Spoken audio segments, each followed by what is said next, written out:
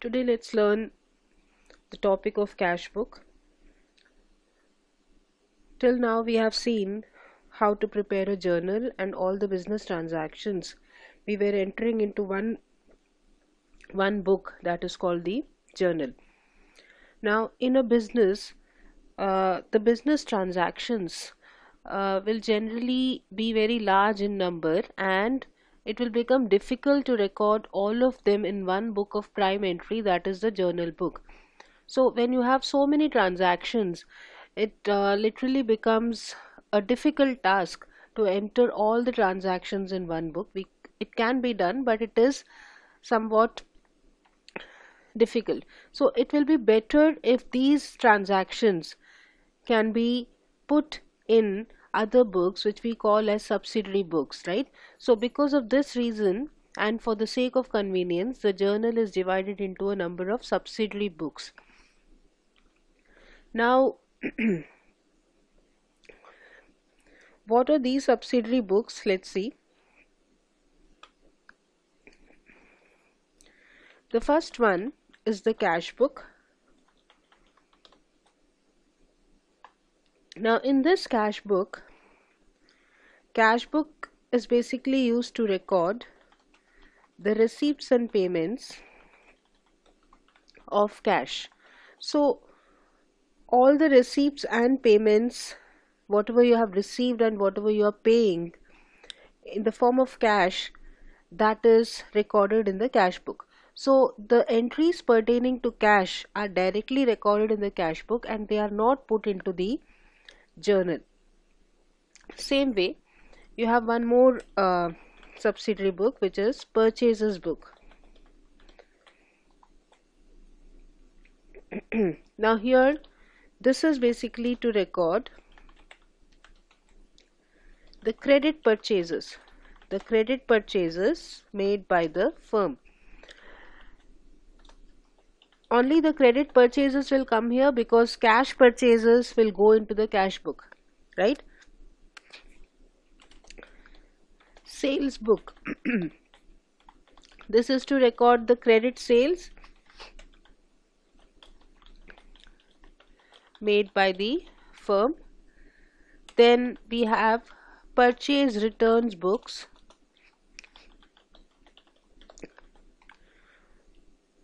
Basically only those items which relate to purchase returns will come into these books.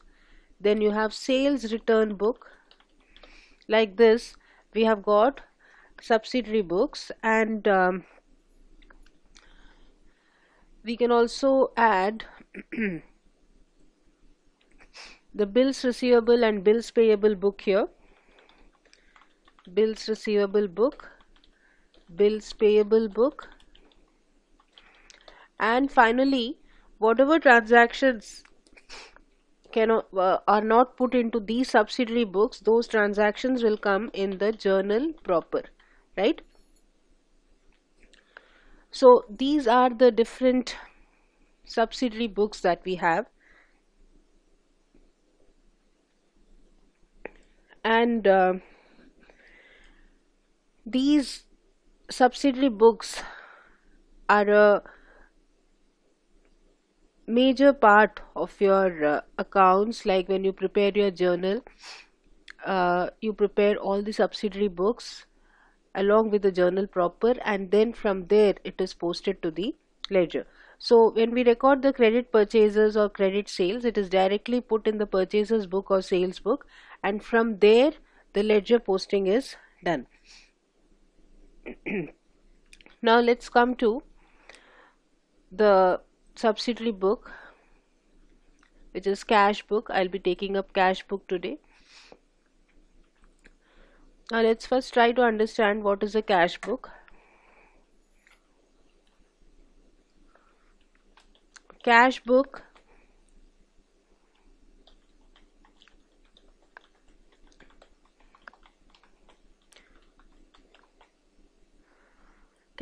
is a book of prime entry in which cash and bank transactions are recorded in a chronological order.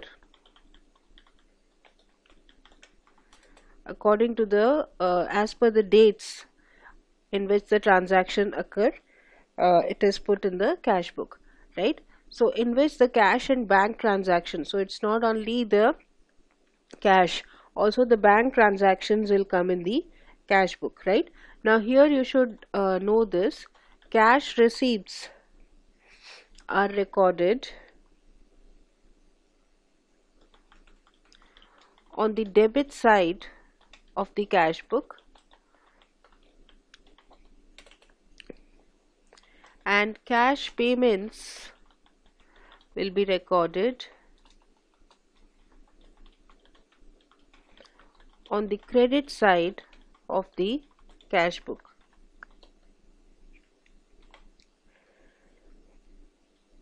Like a normal ledger account, this cash book is prepared. So you will have the opening balance on the debit side, right? Opening balance will come on the debit side. Cash always has a debit balance, right? And the balancing will be done at the end of the year in order to, or if you're doing it month wise or whatever, so basically the closing balance can be found out, right? Now let's see what are the features of cash book. Now the first and foremost thing here,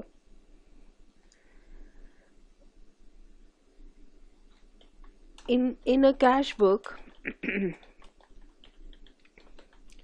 we record only transactions relating to cash or bank, right? Second point, cash receipts are put on the debit side and cash payments are put on the credit side.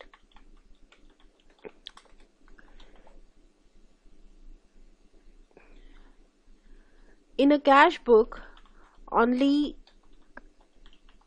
one aspect of the transaction is recorded, that is cash aspect, right? Okay. And the transactions, the bank and cash transactions, are recorded in a chronological order.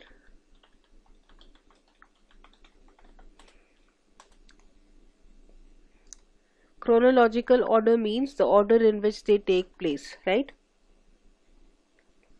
And one important point here is the cash book performs the function of journal and ledger at the same time.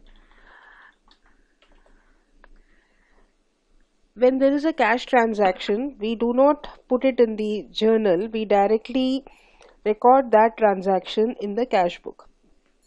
So the first entry for that particular transaction is going into the cash book, so there it is functioning as a journal, right?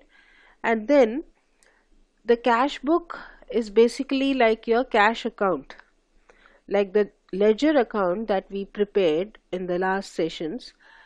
Cash account, bank account we prepared. Now this cash book will perform the function of the cash account, bank account also. The way it's like a ledger account also. So whatever is the closing balance in this cash book can be directly transferred to the trial balance. So basically this cash book, we call it as a subsidiary book and also a principal book.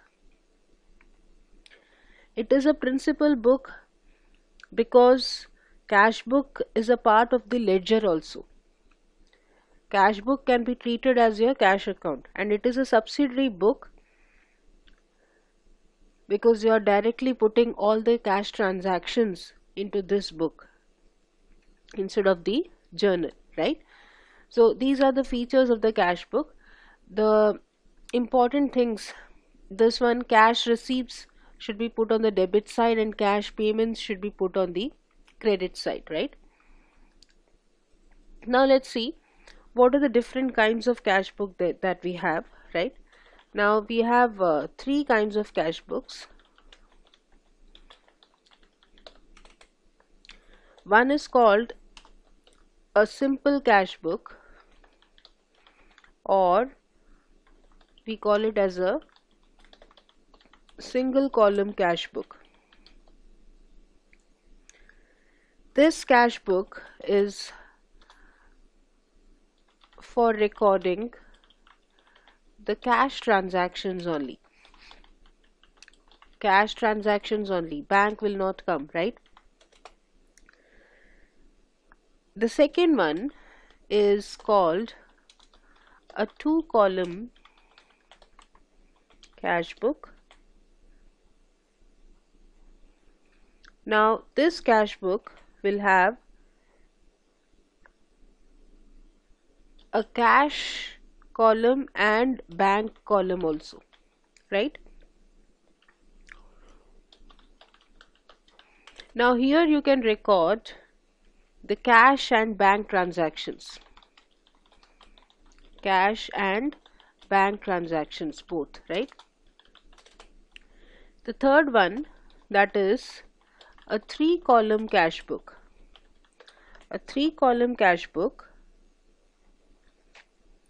In this you have a cash column, bank column, and then discount columns. Discount received, discount allowed.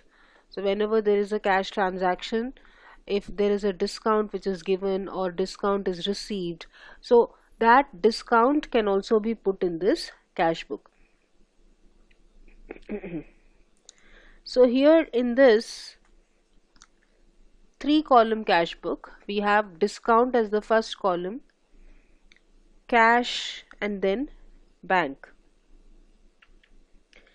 We'll be doing the first two types of cash book, that is a single column cash book and a double column cash book, and we'll also look at petty cash books.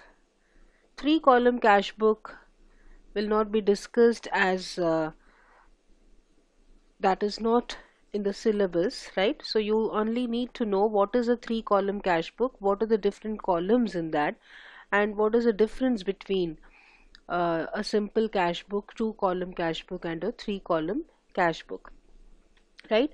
So in our next session I'll take up the simple cash book. We'll take a question on how to prepare a simple cash book, what is the format of a simple cash book, in our next session.